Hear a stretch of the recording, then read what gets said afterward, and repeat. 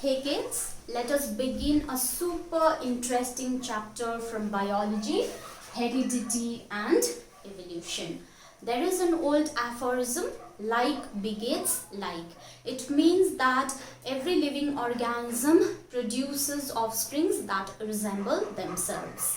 For example, a baby elephant, which is known as the calf, resembles other elephants. A rose plant is alike other rose plants. Similarly, human babies resemble their parents. So here we can see that the offsprings resemble their parents in their body design as well as certain fundamental characters. However, along with these similarities, there exists differences also. For instance, no two persons are alike. दुईजना मान्छे, though they have the same body structure, but they are not exactly alike.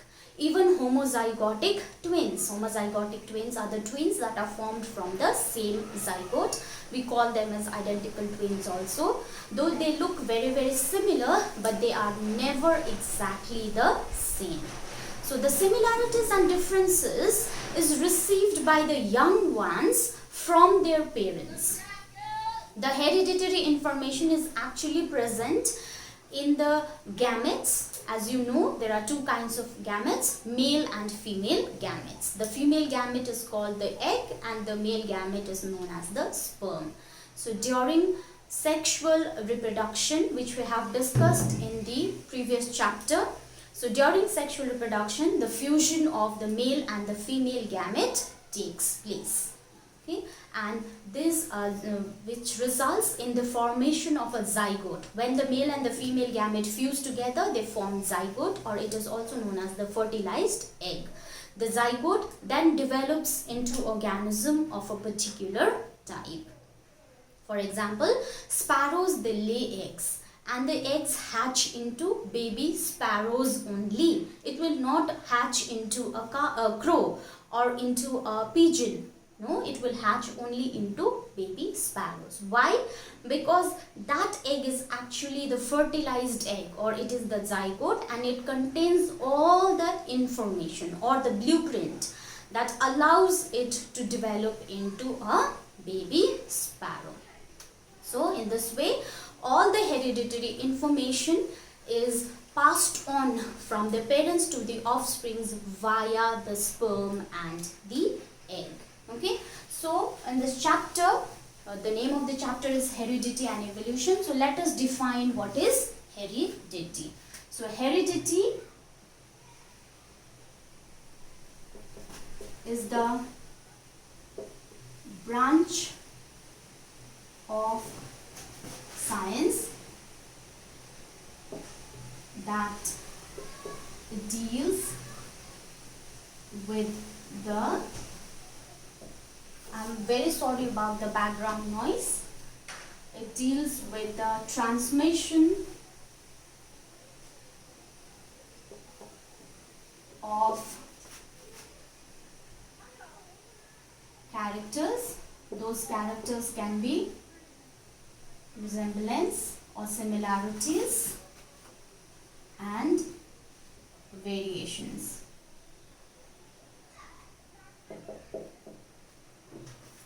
From parents to offsprings. From parents to offsprings, or from one generation to the next.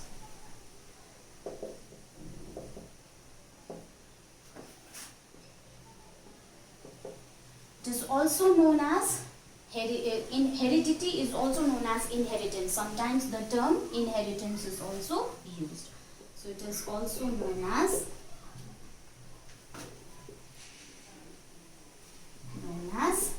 inheritance.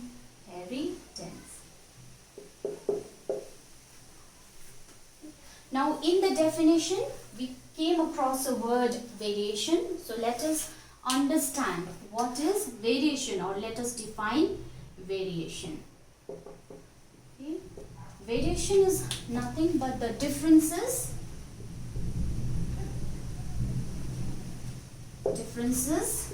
in the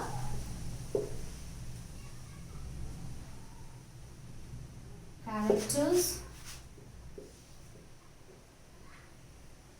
of among the organisms. Okay, differences in the characters among organisms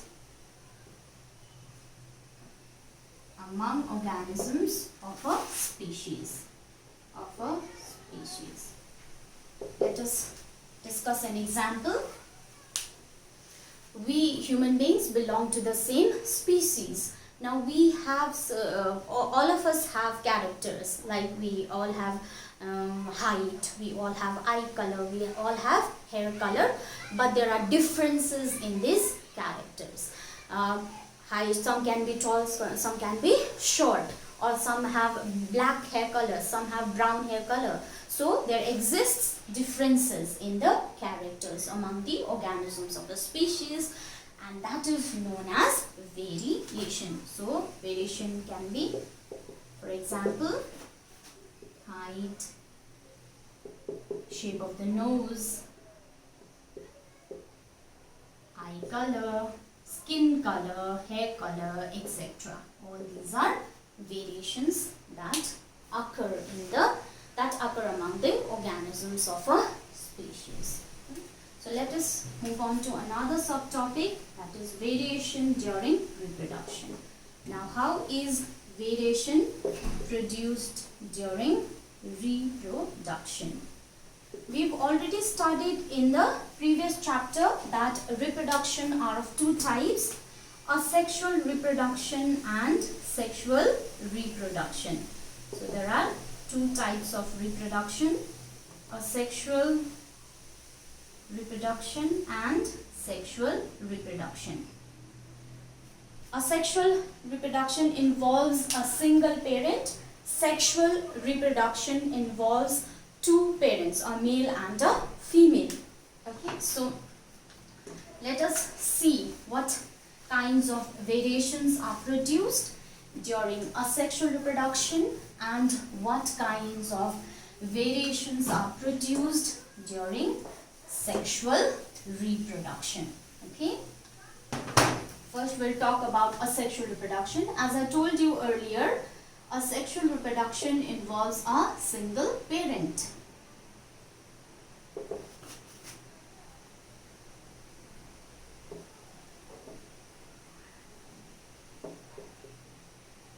Single parent. That means, suppose this is the parent organism. As after it reaches maturity, it will divide into two daughter organisms and offsprings are produced. Similarly, when this daughter cell matures, it will again divide into two daughter organisms. Similarly, this will also divide on maturity into two daughter organisms. So here, during sexual reproduction, here you can see 4 individuals are formed, but these 4 individuals are very similar to their parents. They are very similar to one another also. There will be only very little variations in these 4 individuals. Okay, so in case of asexual reproduction, there will be less variations. Why there will be less variations? Because it involves only a single parent, and whatever variations occur, that is due to inaccuracies during DNA copying. There might be certain mistakes in copying the DNA, so during that time mistakes lead to variations. So asexual reproduction shows less variations. Now let us move on to sexual reproduction. Sexual reproduction, on the other hand, it shows greater diversity among organisms. Why it shows greater diversity? Because there is fusion of male and female gamete during sexual reproduction. So sexual reproduction shows greater diversity among organisms. Sexual reproduction shows greater diversity among organisms because here fusion of female and male gamete takes place.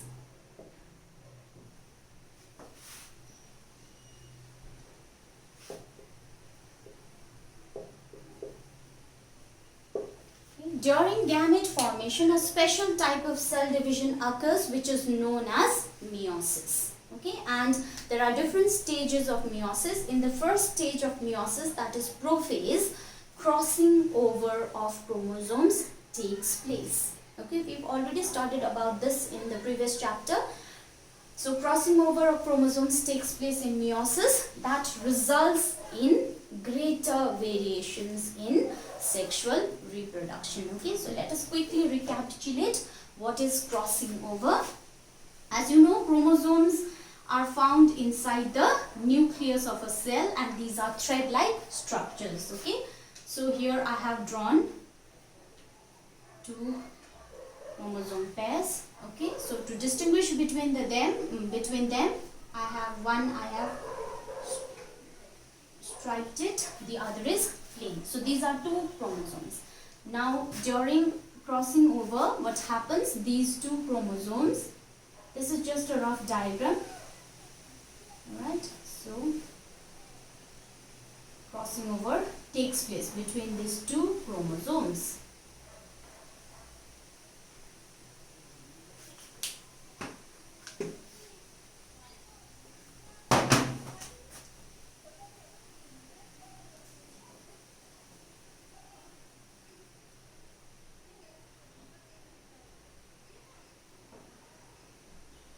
So this is crossing over taking place. Once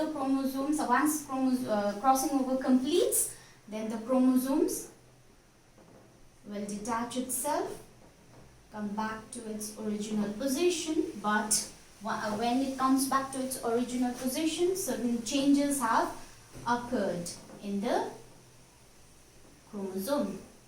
As you can see, this chromosome has acquired a small part of this chromosome, second chromosome, and the second chromosome has acquired a small part of the first chromosome. So here variation has occurred. If you look at these two chromosomes and these two chromosomes, you will see the difference. So in this way, crossing over results in variations, and since crossing over occurs only in sexual reproduction, so sexual reproduction creates greater variations. Okay, so there will be more variations in sexual reproduction. More variations. Okay, now the person who did all this work, who conducted his work on heredity, was Gregor Johann Mendel. So let us study briefly about Mendel and his work on heredity. This portion is very, very important, so please pay attention. So Mendel and his work on heredity. Okay, Gregor Johann Mendel was an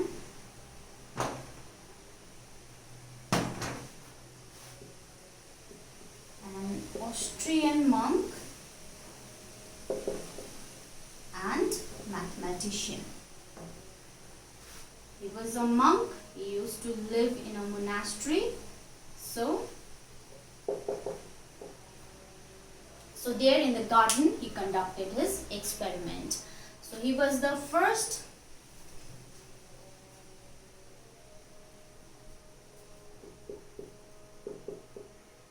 to explain the mechanism of transmission of characters. transmission of characters from parents to offsprings, generation after generation. Okay, so that means he was the first person to explain how transmission of characters takes place, and he also was the first person to introduce the concept of genes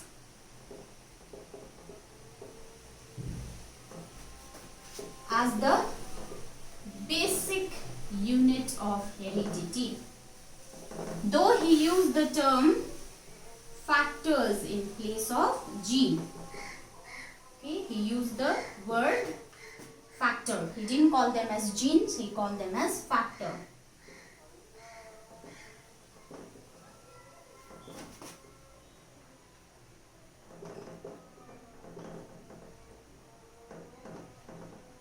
The term gene was coined by a Danish botanist. Okay, Danish botanist Wilhelm Johansen in 1909. Before that, it was called as factors. Mendel called them as factors, not gene. Only later, the term gene replaced the term factor. Okay, so since Mendel was the first person to explain the mechanism of transmission of characters, so he is referred to as the father of genetics. So Mendel is known as the father of genetics. Remember that.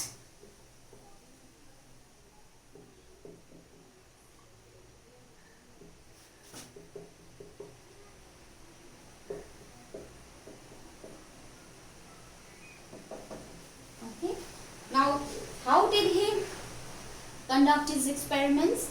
On what did he conduct these experiments? Let us discuss briefly about it. So, Mendel, he conducted his experiments over a span of 8 years. Okay, so continuously he conducted his experiments for 8 years, between 1856 to 1863.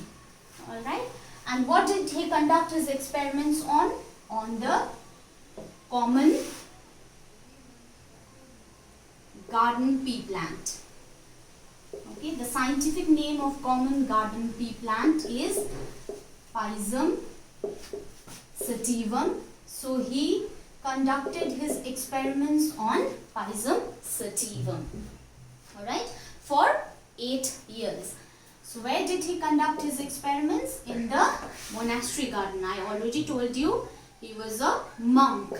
Okay, so he conducted his experiments in the monastery garden.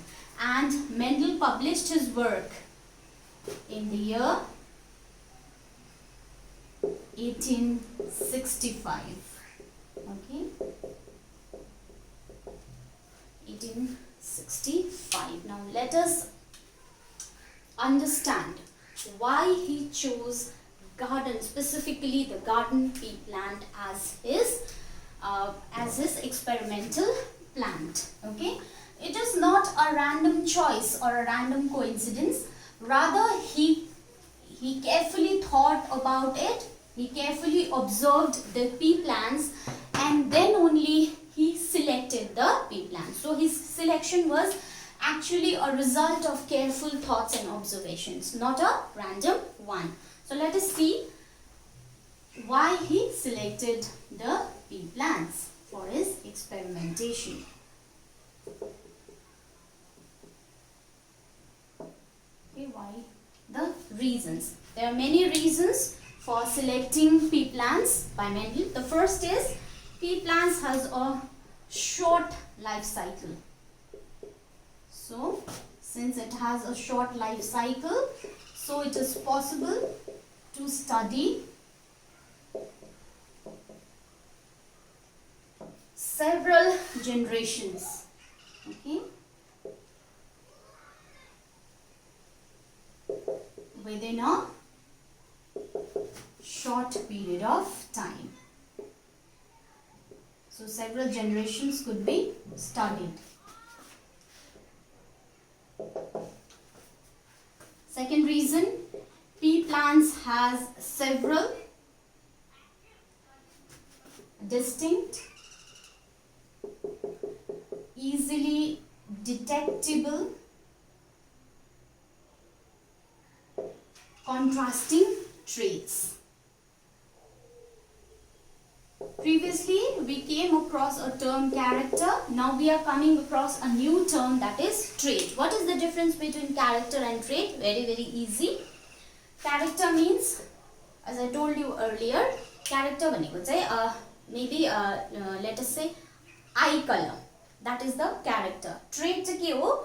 It can be, eye color can be black, blue, brown, green, etc. So those are the traits. Okay. So characters say eye color भयो, trait चाहिँ त्यो different colors. Those are the traits. So since pea plants also has several distinct, easily detectable contrasting traits. Contrasting, that is opposite to one another.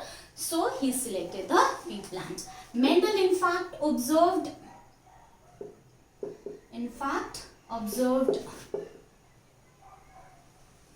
7 pairs of contrasting traits. Okay, 7 pairs of contrasting traits in garden pea plant.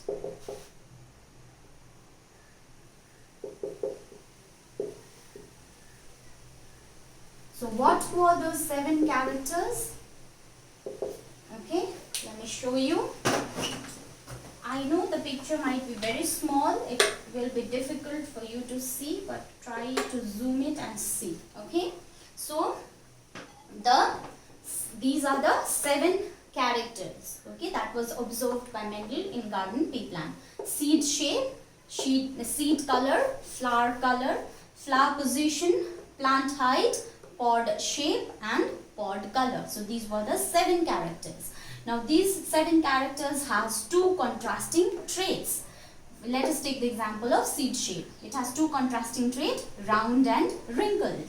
Similarly, seed color has yellow and green. Flower color, purple and white.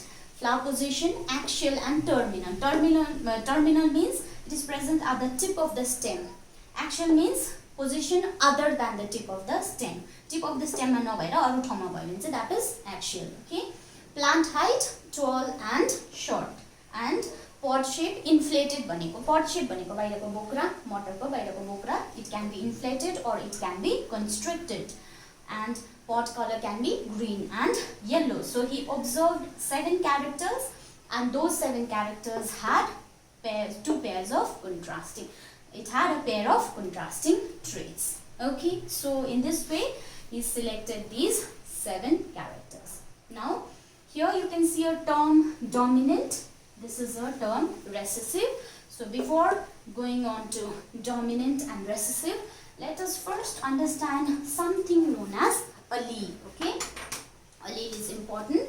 Now, as I told you earlier, all the hereditary information that is present in an organism is essentially got from chromosomes. Chromosome bata नै हामीले जति पनि हाम्रोमा भएको characters छ, we get our characters from the chromosomes. Now, inside the chromosomes pani there is a specific thing that is known as gene. Okay, भने gene basic unit of heredity भनेर है. So chromosomes भित्र चाहिँ gene हुन्छ. त्यो gene ले चाहिँ it is actually responsible for the transmission of characters from parents to the offsprings. Okay, now त्यो gene चाहिँ अब it is present at a specific position in the chromosome. That position is called locus. Okay, कुनै पनि gene, कुनै पनि एउटा character दिने gene चाहिँ chromosome को एउटा specific जग्गामा हुन्छ. That is known as the locus, and that gene has 2 copies. Okay, दुईटा copy हुन्छ अथवा pair मा हुन्छ त्यो. That is known as the allele. जस्तो for example height को कुरा गरौँ है. Height is a character.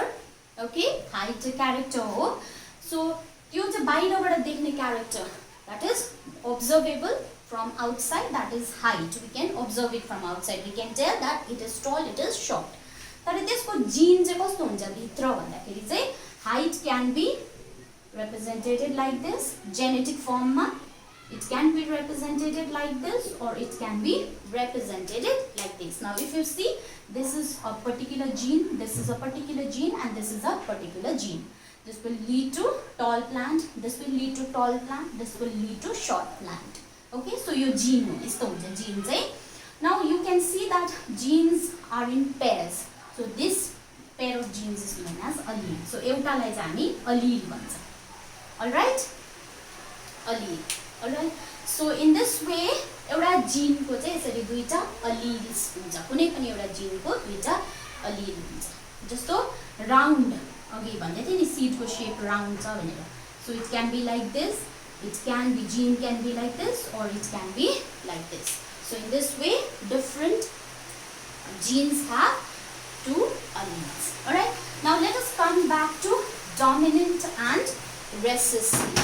Alright, so dominant. What is dominant? Now this dominant trait can express itself in both heterozygous and homozygous condition.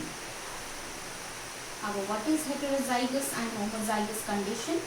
In this chapter there are full of technical terms, you have to remember it. Variation, heredity, character, trait, allele, gene. So you will find so many technical or scientific terminologies over here. So you have to understand it carefully. Alright? So heterozygous and homozygous भनेको चाहिँ कस्तो भन्दाखेरि चाहिँ this is heterozygous, this is homozygous. Understood the difference? Can you tell me the difference? के होला? Heterozygous मा चाहिँ two different alleles occur. Okay, in homozygous two same kind of alleles occur. So dominant trait is that trait which can express itself both in heterozygous and homozygous condition. Yo condition मा पनि त्यो plant टल हुन्छ, बाहिरबाट देख्दा टल हुन्छ. Gene यस्तो भए पनि दुई डिफरेन्ट किसिमको जीन हुँदा पनि त्यो टल हुन्छ. यो पनि टल हुन्छ. दिस विल बी शॉर्ट है.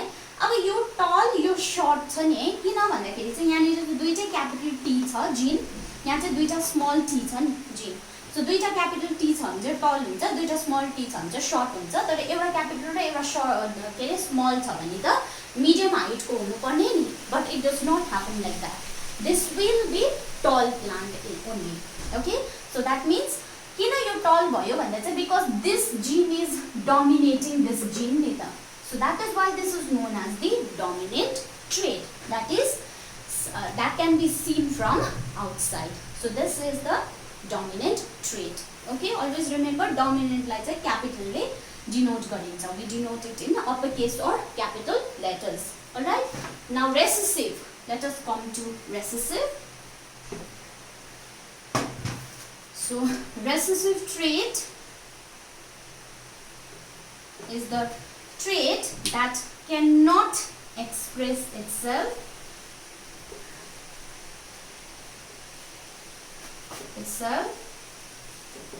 in the presence of a dominant gene.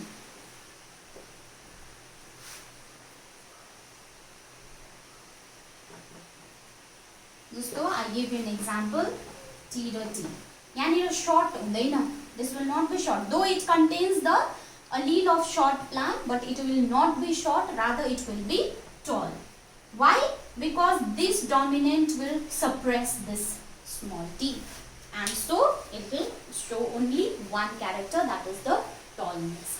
So in this way, dominant gene expresses itself both in heterozygous and homozygous condition, whereas recessive gene expresses itself only when it is in homozygous condition. Alright, and recessive gene is always written in small letters, lowercase letters. Alright, okay. Now let us move on to the third reason. why Mendel selected the pea plant for his experimentation. Okay.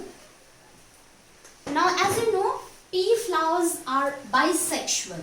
Okay, pea flowers are bisexual. Bisexual means the flowers in which both male and female reproductive organs are present. Same flower भित्र male पनि female पनि reproductive organs are present. So we call it bisexual. So pea flowers are bisexual, and the male and the female reproductive organs mature at the same time. सँगै maturity हुन्छ.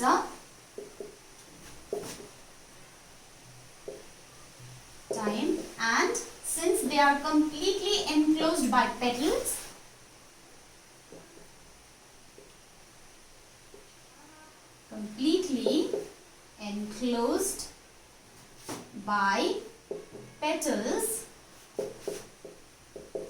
it ensures self-pollination. So, बाहिरबाट त्यो reproductive organs, that is the male raw female, stamen raw pistil हुन्छ एउटै flower मा. So, since it is totally covered by the petals from outside, the colorful part of the plant, flower I mean, so त्यो petals ले completely cover गरेको कारणले गर्दाखेरि चाहिँ what will happen? Self-pollination will occur. Okay. Now, fourth reason, not only self-pollination but artificial cross-pollination can also be achieved in pea plant. Okay. Artificial cross-pollination. Artificial cross-pollination, it is also known as hybridization. So, it can be achieved by removing stamens before maturity of female part. Female part mature हुनु भन्दा अगाडि नै the stamens are removed, okay, before maturity of female part. And once the female part matures, then it is dusted with pollen grains of the desired plants, okay. And after maturity of pistil, female part like के भन्छ pistil. So after maturity of pistil, it is dusted by pollen grains, because pollen grains contain the male gamete. So pollen grains, it is dusted by pollen grains of the desired plants. कुनै पनि desired plant को pollen grains चाहिँ ल्याएर we can dust it over the pistil. So that will help in cross pollination. Alright. Next reason, fifth reason, as I told you earlier, he did not choose it randomly. Rather, he had so many reasons for choosing the pea plants. Okay, so fifth reason,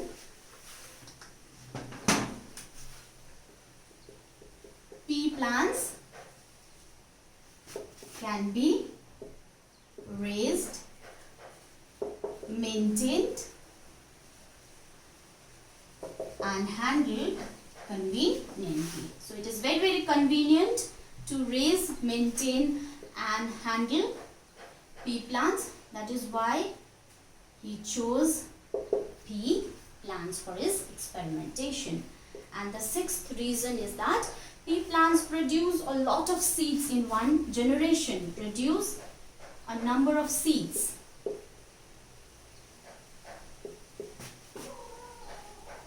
In one generation, so it helps in drawing authentic conclusions, which help in drawing authentic conclusions.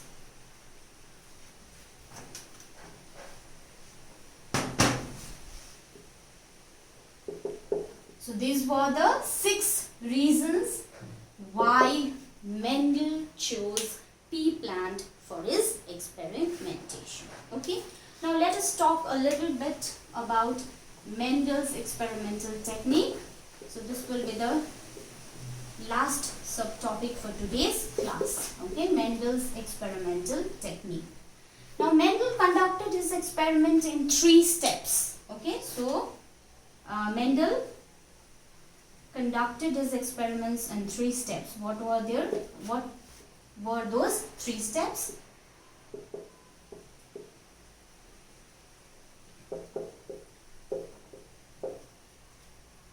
Alright, in the first step, he selected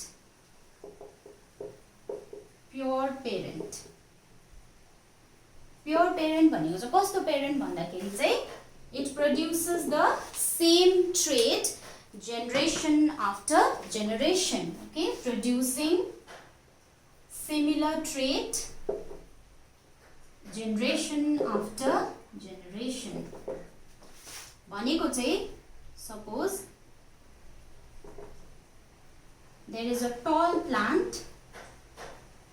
Right? The tall plant ko I took a seed from that tall plant and then I planted it in the soil. So त्यसको बादमा जुन चाहिँ plant निक्ल्यो त्यो पनि tall भयो. Next generation also was tall. So त्यस्तो plant लाई चाहिँ we call it the pure parent. So he selected pure parents. First he selected pure parents for his experimentation. Secondly, he produced F1 generation, or the first generation, we'll call them as first generation, or producing or production of, let us write down, production of first generation, that is known as F1, or the first filial generation by cross breeding, or that is known as artificial cross pollination or hybridization. Okay, by cross breeding or hybridization of pure parent. So pure parent, first he selected the pure parent and then he crossbred that pure parent. Alright, then the third step, in the third step, what did he do? So pure parents lie first मा select गर्यो, second step मा त्यो pure parents लाई जब cross breed गर्यो त्यहाँबाट चाहिँ अर्को offsprings निक्ल्यो नि त्यो offsprings लाई चाहिँ उहाँले F1 generation भन्नुभयो. Alright, and in the third step he produced or he raised subsequent generations, that means F2 generation, subsequent generation, that is F2 or second filial generation, by allowing or by self fertilization, self pollination गर्नु दिनुभयो. F1 लाई चाहिँ त्यहाँदेखिको चाहिँ self pollination गरेपछि जुन चाहिँ offsprings निक्ल्यो, that was F2. Understood? First step मा के गर्नुभयो? Pure parent लाई select गर्नुभयो.